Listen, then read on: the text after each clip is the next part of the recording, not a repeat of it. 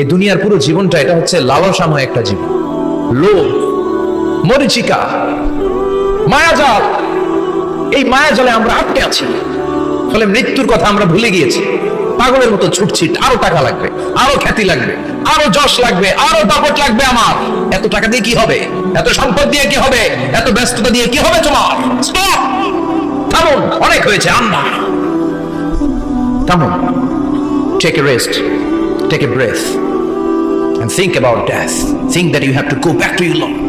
একটু বসেন না, একটু ভাবেন যে আমাকে চলে যেতে হবে, চলে যেতে হবে। এই কোলাহল, এই ব্যস্ততা, এগুলো থাকবো না আমি। সাইয়েদনা ওমর ফারুক বলেছেন, মুতু ক্বাবলা আন তামুতু, মরার আগে একবার মরো।